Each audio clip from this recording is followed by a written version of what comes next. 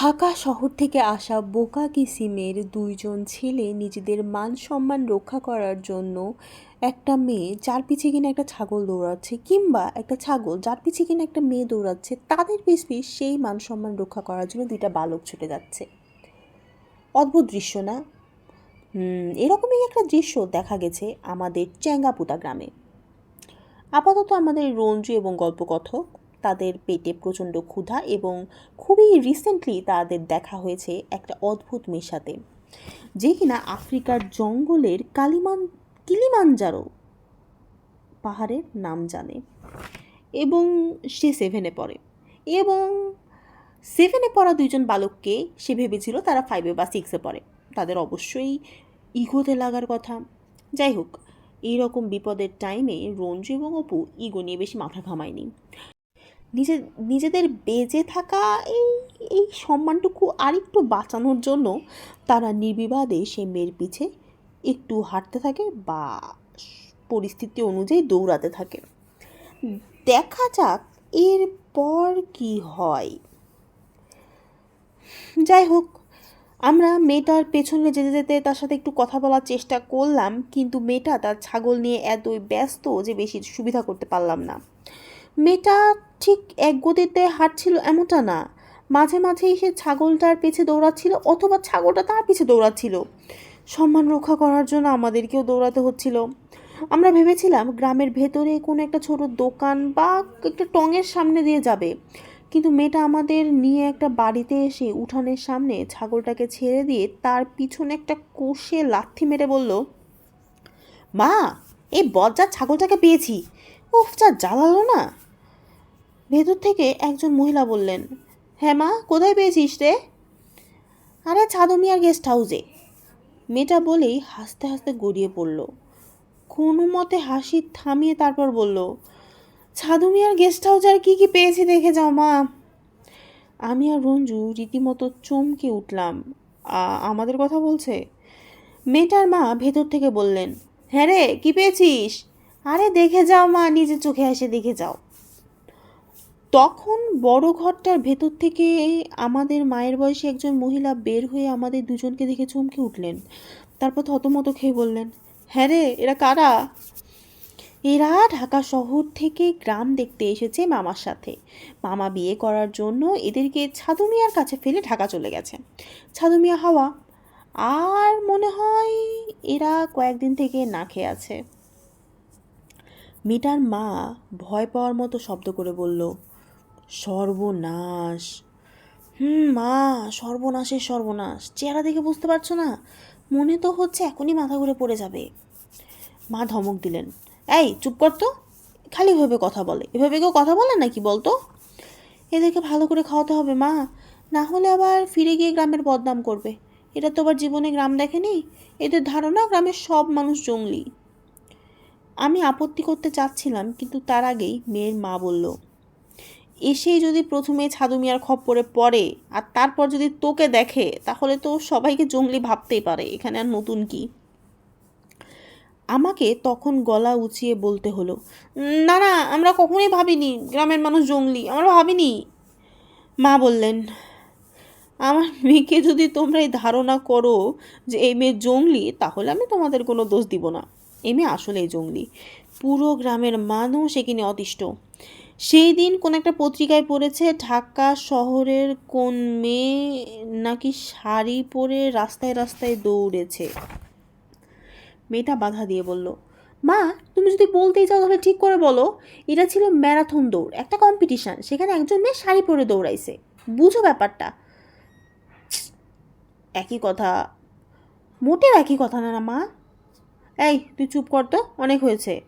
ভদ্রমহিলা আমাদের দিকে তাকিয়ে বললেন, সেই থেকে এই মেয়ে শাড়ি পরে থাকে, দৌড়ায়, লাফায়। তাও যদি ঠিক করে শাড়িটা পরতো তাহলেও হতো। না, খাটো একটা শাড়ি পরে হাঁটুর উপর তুলে পেঁচায় রাখে। কোনো মানে হয় এসবের? মেয়েটা আবার বাধা দিয়ে বলে, মা, তুমি তো সবাইরা আমার নামে নালিশ করে বেড়াও। এরা 2 দিনের জন্য আসছে, মরে মরে অবস্থা, এদের কাছে নালিশ করে লাভ আছে তোমার? আর যদি তোমরা তোমরা যদি আমাকে বেশি জ্বালাও, তাহলে কিন্তু আমি শান্তিনিকেতনে চলে যাব। তুমি জানো শান্তিনিকেতনের স্কুলে সব মেয়ে শাড়ি পরে থাকে। যদি শান্তিনিকেতনে যাস তাহলে সেটা শান্তিনিকেতন থাকবে রে, সেটা তো অশান্তিনিকেতন হয়ে যাবে। যা, এখন বকর বকর করবি না, একটা বড় সড়ো মোরগ ধরে আন। দেখ তো মুরগির খাঁচায় কোনো ডিম আছে কিনা, গাছ থেকে একটা বেগুন পেড়ে আন, আর লাউ গাছের কচি দেখে কয়েকটা ডগা ভেঙে আন। যা, তাড়াতাড়ি যা। মেয়েটা বলল, যাচ্ছি। আর এই ছেলে দুটোকে কলতলায় নিয়ে যা তো, গামছা দে, সাবান দে, হাত মুখ দিয়ে একটু পরিষ্কার পরিচ্ছন্ন হোক। যা। ঠিক আছে, যাচ্ছি। মেয়েটা ঘরের ভিতরে ঢুকে গেল। একটু পর সাবান গামছা নিয়ে বের হয়ে এলো, তারপর একটা টুলের উপর রাখলো। মেয়েটার মা আমাদের দিকে তাকিয়ে বললেন, এ বাবারা, তোমরা দাঁড়িয়ে আছো কেন? এখানে জলচৌকিতে বসো তো। আমরা বইতে জলচৌকি শব্দটা পড়েছি, কিন্তু কখনো দেখিনি। আজকে দেখলাম 4টা ছোট ছোট পায়ের নকশা করা টেবিলের মতো। টেবিলের মতো অবশ্য উঁচুও না, বসার জন্য নিচু। আমি বললাম, আমাদের বসতে হবে না, আমরা ঠিক আছি। মেয়েটার মা মেয়েটার দিকে তাকিয়ে বলল, এই কলতলা এবার গল্প শুরু করিস না, মোরগটাকে ধর। ধরছি তো বাবা। আমি মেয়েটাকে জিজ্ঞাসা করলাম, তুমি মোরগ ধরবে কিভাবে? প্রশ্নটা শুনে মেয়েটা একটু অবাক হলো, তারপর বলল, ধাওয়া করে ধরবো। ধাওয়া করে মোরগ ধরা যায়? যাবে না কেন? আমি কি তোমার সাথে ধরতে পারি? মেয়েটা ফিক করে হেসে বলল, তোমরা আসলেই বোকা কিসিমের। ঠিক আছে, আসো ধরো। মোরগ কোথায়? মেয়েটা উঠানে চড়ে বেড়ানো মোরগগুলো দেখালো, বলল, ওই যে দেখো, মুরগিটা তার ছোট ছোট বাচ্চা নিয়ে যাচ্ছে, ওইটা ছাড়া যেটা ইচ্ছা ধরো। আসো আমার সাথে, আসো। আমি আমার ব্যাকপ্যাকটা মাটিতে রেখে মেয়েটার পিছু পিছু গেলাম। মেয়েটা হঠাৎ একটা মোরগকে ধাওয়া করলো। সে কক কক করে ছুটতে থাকে এবং আমিও সেটাকে ধাওয়া করলাম। দুইজন দুই দিক থেকে এসে প্রায় ধরেই ফেলেছিলাম। তখন আমার হাতের ফাঁক দিয়ে মোরগটা বের হয়ে গেল। কিছুক্ষণ ধাওয়া করার পরই বুঝতে পারলাম, এর থেকে মজার খেলা কোনো হতেই পারে না। আমাদের স্কুলের বার্ষিক স্পোর্টসে মুরগি ধরা চালু করলে খারাপ হয় না। আরও ভালো হয় যদি অলিম্পিকে এই মুরগি ধরার খেলাটা শুরু হয়। অন্য কোনো খেলাতে আমরা গোল্ড মেডেল পাই না পাই, এইটাতে কিন্তু পেয়ে যেতেই পারি। ধাওয়া করে মোরগটা ধরার খেলাটা এতটাই মজা ছিল যে শেষ পর্যন্ত রঞ্জুও যোগ দিল। মেয়েটার মা বারান্দায় দাঁড়িয়ে হাসি মুখে তাকিয়ে থাকলেন। মনে হলো আশেপাশের বাসা থেকে আরও কিছু মহিলা এবং বাচ্চা এসে মজা দেখতে শুরু করেছে। শেষ পর্যন্ত আমরা মোরগটাকে ধরে ফেললাম। আমরা ভেবেছিলাম ধরে ফেলার পর মোরগটা চিৎকার করে পুরো এলাকাতে হুলস্থুল লাগিয়ে দিবে, কিন্তু দেখলাম সে চুপচাপ বসেই থাকলো। তার ভেতরে আর অবশ্য কোনো উত্তেজনা নেই। মেয়েটার মা কাকে যেন ডাকলেন মোরগটা নিয়ে যেতে, নিশ্চয়ই জবাই করে ফেলা হবে। আহা বেচারা মোরগ, আমাদের জন্য অকালে প্রাণ দিয়ে দিতে হচ্ছে। যাই হোক, মুভ অন ফ্রম মোরগ। মেয়েটা সাবান গামছা হাতে নিয়ে আমাদের ডাকলো, বলল, এই আসো তোমরা, কলতলা আর বাথরুমটা দেখিয়ে দিই। আমরা আমাদের ব্যাকপ্যাক ঘাড়ে নিয়ে মেয়েটার পিছু পিছু যেতে থাকি। মোরগ ধরার কারণেই হোক আর যে কারণেই হোক, আমাদের সাথে নানা বয়সী আরও কিছু বাচ্চা কাচ্চা ছুটে এসেছে। তারা আমাদের সাথে সাথে কলতলা অবধি রওনা দিল। কিছুক্ষণ থেকেই আমার একটা জিনিস মনে হচ্ছে, মেয়েটার সাথে আমরা তার বাসায় আছি, সে আমাদের চিনে না জানে না, কিন্তু তার মা আমাদের আলাদা রান্না করে খাওয়াচ্ছে, অথচ আমরা মেয়েটার নাম পর্যন্ত জানি না। আমি তাই একটু এগিয়ে গিয়ে মেয়েটাকে জিজ্ঞাসা করলাম, তোমার নাম কি? মেয়েটা আমার দিকে তাকিয়ে মুখ টিপে হাসলো, তারপর বলল, আমাকে আপু বলে ডাকতে পারো। কেন? তুমি তো আমাদের সাথে এক ক্লাসে পড়ো, তাহলে তোমাকে আপু কেন বলতে হবে? এক ক্লাসে হলেই যে বয়স সমান, এটা কে বলেছে? আমার মনে হয় কি জানো? কি মনে হয় তোমার? মেয়েদের 1 বছর, ছেলেদের 2 বছরের সমান। আমি বললাম, তুমি যদি তোমার নাম বলতে না চাও তাহলে সমস্যা নাই, তবে তাহলে আমরা তোমাকে আপু বলে ডাকবো না, একেবারে খালাম্মা বলে ডাকবো। মেয়েটা এবারে একটু তাড়াতাড়ি হেসে বলল, আমার নাম কুসুম। আর তোমাদের নাম কি? আমি বললাম, আমার নাম অপু। আর রঞ্জুকে দেখিয়ে বললাম, ওর নাম রঞ্জু। আমাদের সাথে সাথে বেশ ছোট বড় বেশ কয়েকজন ছেলেমেয়ে আসছিল। তারাও তাদের এক এক করে নাম বলতে শুরু করলো। আমরাও শুনে গেলাম। মনে রাখতে পারবো না, তাই শুধু শুধু মনে রাখার চেষ্টাও করলাম না। কলতলায় একটা টিউবওয়েল আছে, নিচের অংশটুকু বাঁধানো। রঞ্জু তার ব্যাকপ্যাক থেকে টুথব্রাশ বের করে ব্রাশ করতে শুরু করলো। সকালবেলা উঠে দাঁত ব্রাশ না করা পর্যন্ত নিজেকে কেমন যেন বাসি বাসি মনে হয়। রঞ্জুকে দাঁত ব্রাশ করতে দেখে আমার একটু হিংসাই হলো। আমি অবশ্য টুথব্রাশ আনিনি, তাই রঞ্জুর কাছ থেকে একটুখানি পেস্ট চাইলাম, আঙ্গুলের ডগায় লাগিয়ে দাঁত মাজবো। কুসুম সেটা লক্ষ্য করলো এবং আমাকে জিজ্ঞাসা করলো, তুমি টুথব্রাশ আনতে ভুলে গেছো?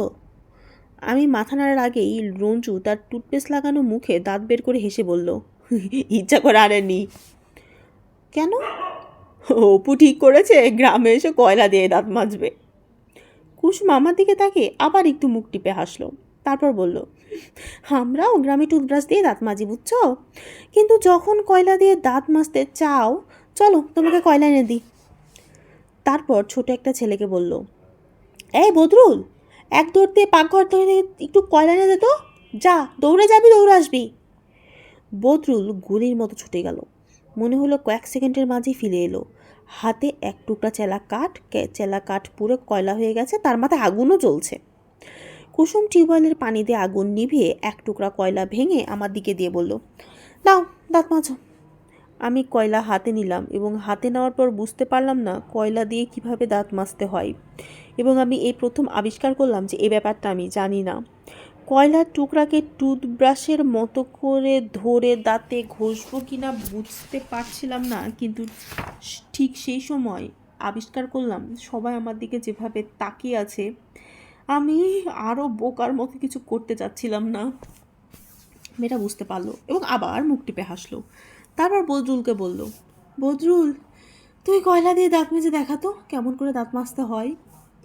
সাথে সাথে বদরুল চেলা কাঠ থেকে আরেক টুকরা কয়লা ভেঙে নিয়ে মুখে পুরো চুনো পাথরের মতো, না না না চুনো পাথর না, চানাচুরের মতো চাবাতে লাগলো। যখন সেটা মুখের ভিতর গুঁড়া হয়ে গেল, তখন মুখে আঙ্গুল ঢুকিয়ে সেই কয়লার গুঁড়া দিয়ে দাঁত মাজতে লাগলো। আমি বদরুলের দেখানো পদ্ধতিতে কয়লা দিয়ে দাঁত মাজার ট্রেনিংটা পেয়ে দাঁত মাজা শুরু করে দিলাম।